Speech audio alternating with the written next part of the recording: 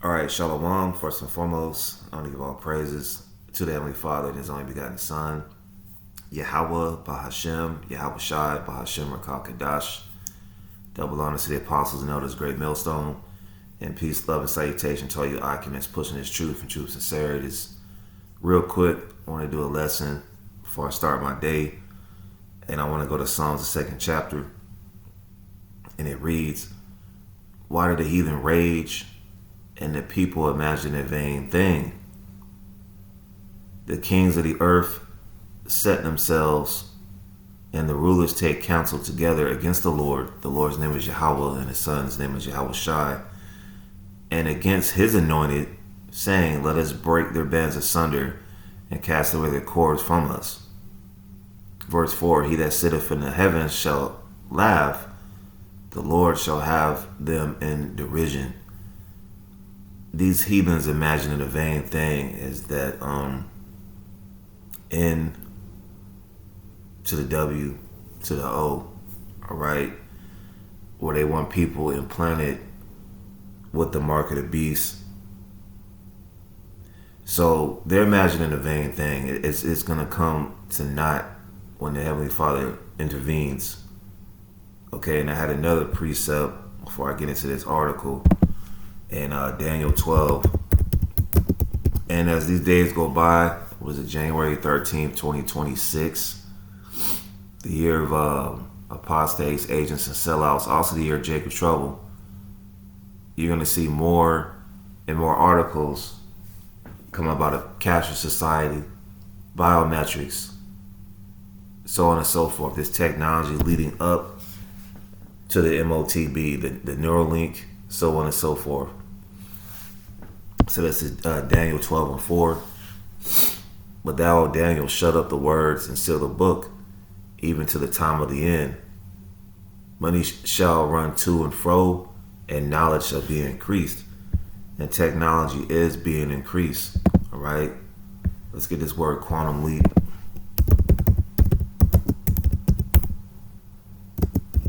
They had a show on it back in the 80s. That was a good show. It says quantum leap. Quantum leap refers to a sudden large change, development, or improvement in something. It can also describe an abrupt transition of an electron from one energy level to another in atomic physics. So it's a sudden leap in a change of things and in development. All right. Remember, shoot, back in the 90s, you had that big cell phone. All right, it's about the size of a Bible. Now it's called a smartphone. All right. Just think about how the Neuralink worked. All right, well they planted into Nolan Arbaugh's head. All right, and by the time these prophets are starting to speak, what are they saying now? And it's here. The infrastructure is already here. We're just waiting for a major event to happen. It's about the size of a grain of rice now. Okay, so this technology is increasing. All right, and they're making more mandates. They're making more. How do I say it? They're making it known what they want to do. This is from End Time Headlines. Major food market in New York City is storing biometric data on shoppers' eyes, voices, and faces. Yeah, biometrics. All right, and last year, I think I got it here. Last year, I did a lesson on facial recognition at Arizona State University for the football games. Okay, so these prophecies are speaking loud and clear, and it's gradually moving into the mark of the beast. So let's get this article from End Time Headlines. It says a quiet storm has erupted in the aisles of one of New York City's most beloved grocery stores, as Wegmans, it looks like an Aldi's or a Lidl, the sprawling supermarket chain known for its devoted following, has stepped into the unsettling world of biometric surveillance. According to reporting by Gothamist, new signage employees in Manhattan and Brooklyn locations reveal that anyone who enters these stores may now have their face, eyes, and voice scanned and stored by the company's surveillance systems. The note is stark and chilling, and the simplicity states that biometric data is collected to protect the safety and security of our patrons and employees. Yeah, right. For all we know, Esau could be selling your data, just like they sell your information online. You know, they sell your social security card and all your other information to make a profit off of you, because you're just a slave here, which our people seem to don't get in 2026. Yet for many shoppers, that explanation offers little comfort. What was once an ordinary grocery run has now taken the feel of a futuristic experiment. Cameras quietly observing, algorithms mapping facial contours and vocal patterns, building digital identities without explicit consent or meaningful transparency. And they're not going to need your consent. They're just going to go ahead and do it. You don't see how they just threw them ice soldiers up there in Minneapolis, and they so-called shot that woman. You don't see how they just went into Venezuela they didn't announce to the public. They just did it. They just announced it afterward. All right. I got a precept right quick. Because this man, hey, let's get Revelation 12. Because these people, why is he doing that? This is my God-given rights. I'm a citizen. These people are going to start to figure out that, hey, you're not a citizen. You're a slave here. Okay? And we're looking to be liberated from the Heavenly Father and His only begotten Son. That's the only way out of here. It's up. Well, the majority of you people that scoff at these videos, you're still waiting 3+ years waiting for another president. And this guy that's in office, he's moving full speed ahead. Because he's a puppet. You people can't figure that out, that these people are not elected, they're selected, and they have a duty to fulfill. Alright, let's get Revelation 12:12. Therefore rejoice, ye heavens, and ye that dwell in them. Woe to the inhabitants of the earth and of the sea. Woe means destruction. For the devil has come down unto you, having great wrath, because he knoweth that he have but a short time. Yet this devil has a short period of time to imagine his vain thing. Okay? The infrastructure's already in place. They're just waiting for something to happen. Alright? Let's get this word devil. Because this ain't no mythical character that's hitting you with a pitchfork in mythical hell, made up hell. There's no such thing as hell. This is hell.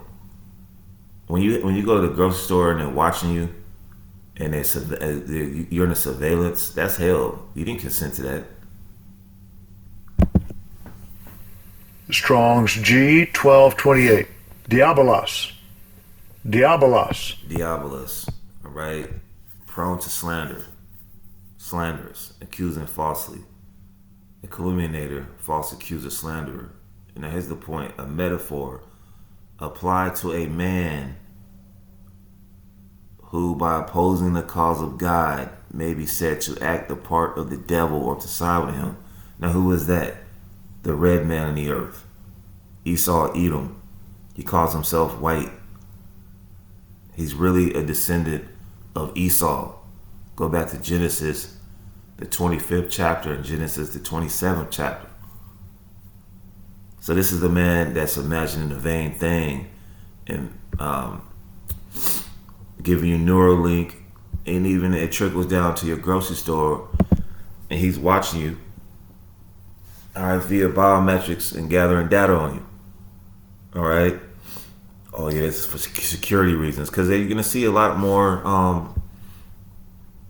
things going down the pipeline. All right, let's get this Job 18.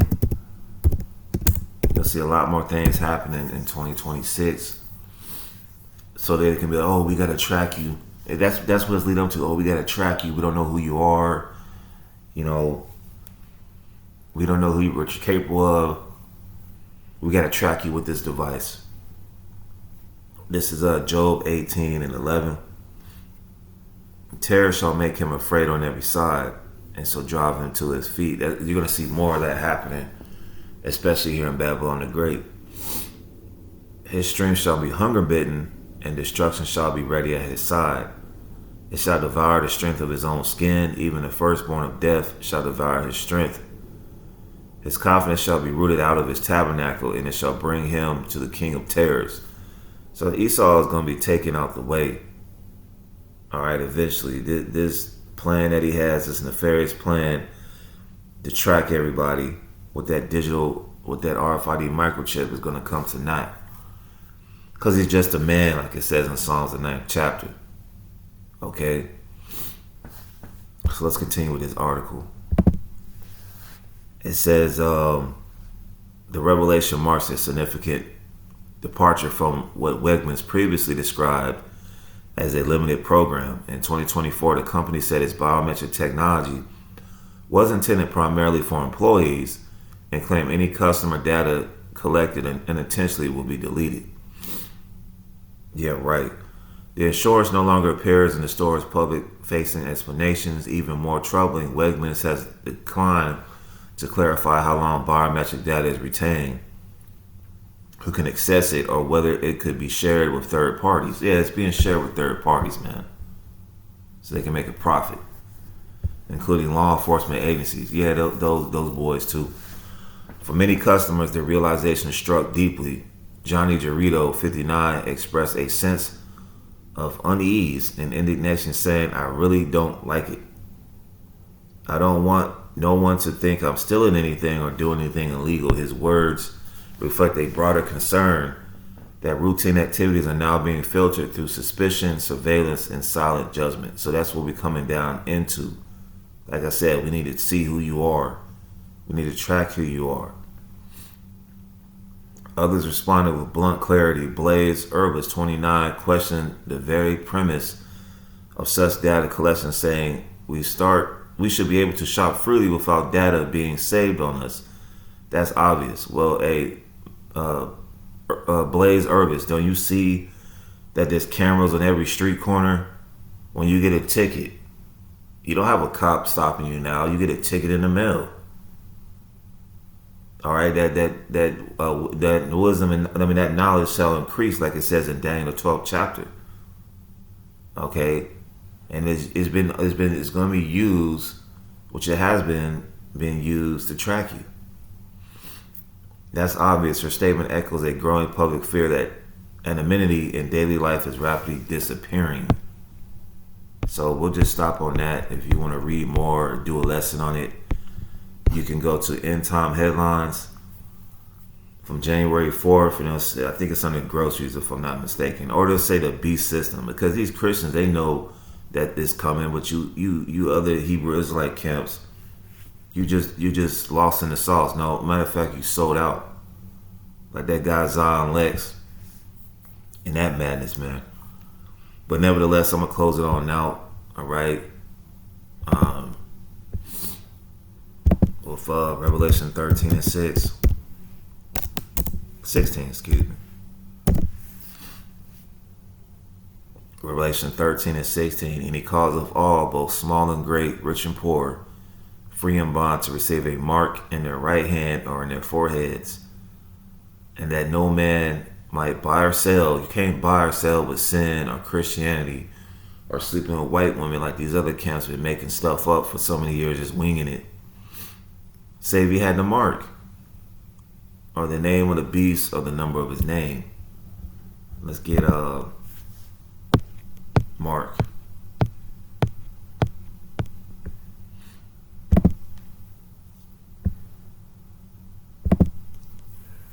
Strong's G 5480. Charagma. All right, G5480. It says a stamp, an imprinted mark of the mark stamped on the forehead or the right hand as the badge of the followers of the anti-Messiah, what they call the Antichrist. The mark branded upon horses. So that's how they look at you. You're just cattle. You're goyim. They mean nothing to you. I mean, you're nothing to these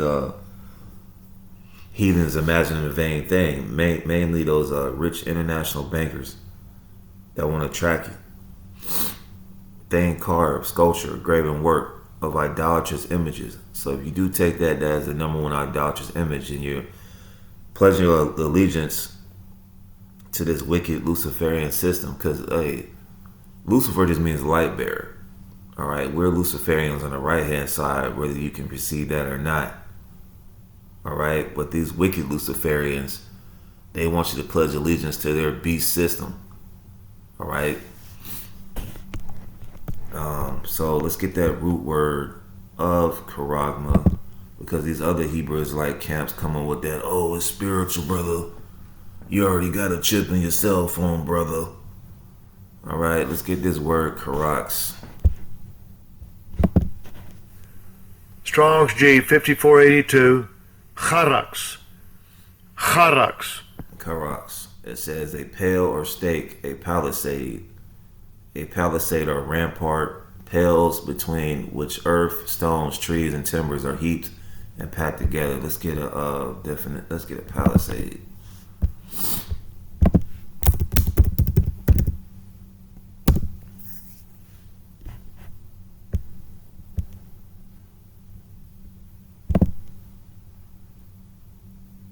Not the car. Alright, let's go back to that definition.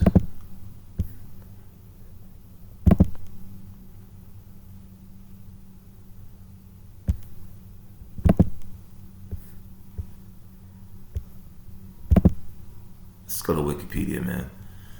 A palisade, sometimes called a stake wall or paling, is typically a row closely placed high vertical standing tree trunks or wooden or iron stakes used as a fence for enclosure or defensive wall. Palisades can form a stockade.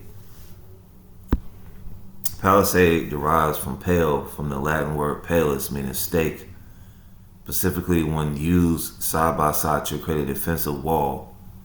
Okay, so let's get a better definition of palisade.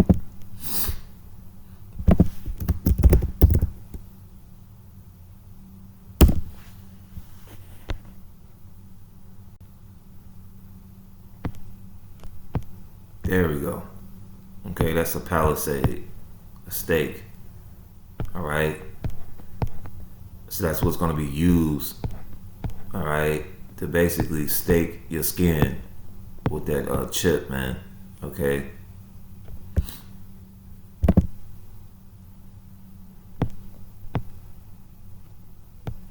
G5482 Charax, a stake, by implication, a palisade or rampart, military mound. All right, a trench. Okay.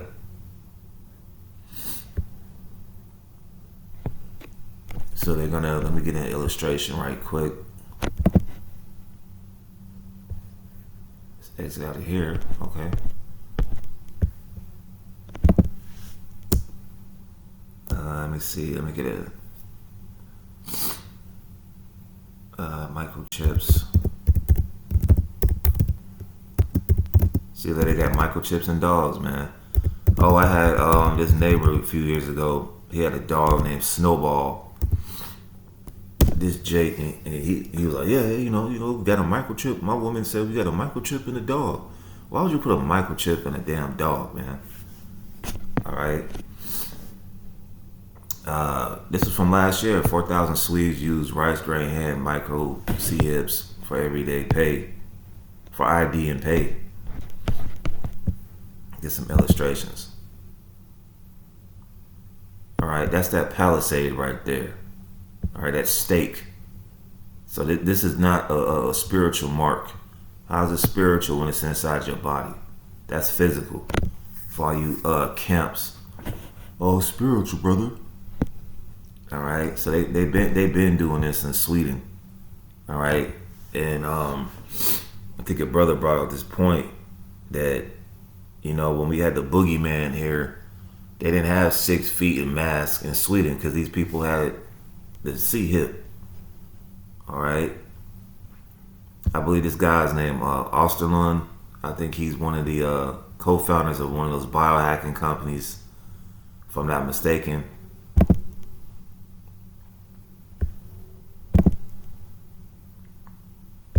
So yeah, this is that. That's the mark of the beast right there, man. All right. So let's get that other root word and close it on out. All right, we got Karagma Karax. And we're going to go to Grapho. Strong's G 1125. Grapho. Grapho. All right, it says to write with reference to the form of the letters, to delineate or form letters on a tablet, parchment paper, or other material, to write with reference to the contents of the writing, to express in written characters. So basically, all your information is going to be written on this device that's the size of a grain of rice. Okay, all your medical records. That seems to make common sense why they're gathering all this biometric data on you. Okay, to get your records, and a lot of people are going to take this because it's got your it's going to have your medical records, it's going to have your ID. They're going to be like, we got to know who you are.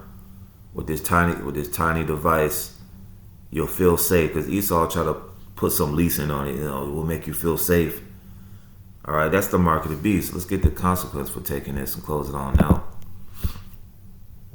All right, Revelation 14.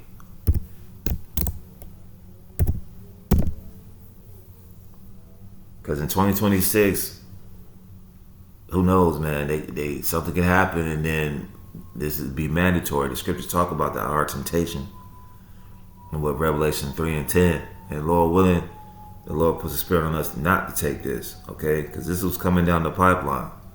Today is January 13th, and every day that rolls forward is leading up into this hour of temptation. We're not gonna be sitting in houses or working jobs. All right, you can't buy or sell unless you got the mark. But the Lord is going to perform miraculous miracles for His elect. Okay, the scriptures say, "My servant shall eat." In Isaiah 65, I think that's verse 13.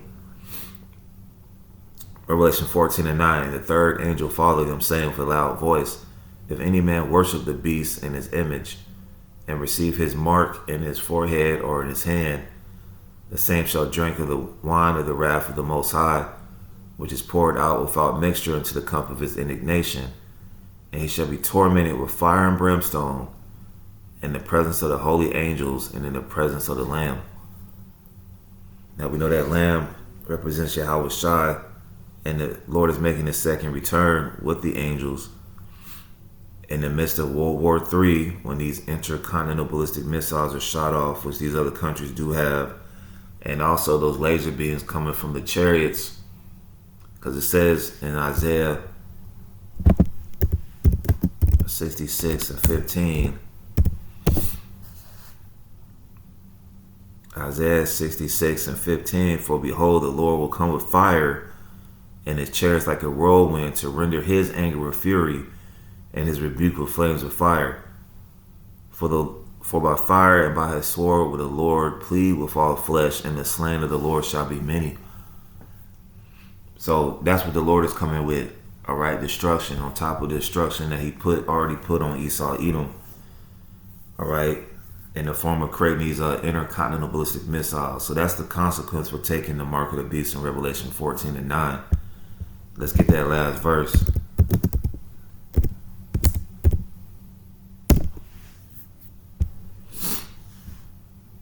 Revelation 14 and 11. "And the smoke of their torment ascended up forever and ever, and they have no rest day nor night, who worship the beast and his image, whosoever received the mark of his name." So who knows how long somebody's going to be in that lake of fire for taking that mark of the beast, man. And that's why you have to fear Yahweh Shem Shai. Verse 12, here is the patience of the saints, who are the Israelites. According to Psalms 50 and 5, here are they that keep the commandments of the Most High and their faith in Yahweh Shai. We can't keep the law to the best of our ability like these other camps want you to believe. Alright? But we keep the law to the best of our ability. We have our faith in Yahweh Shai, who the world ignorantly calls Jesus Christ. So, Lord willing, this lesson was edifying. Until the next time, I want to say Shalom. Do not take the mark of the beast mentioned in Revelation 13 and 16. And with that, I want to say Shalom.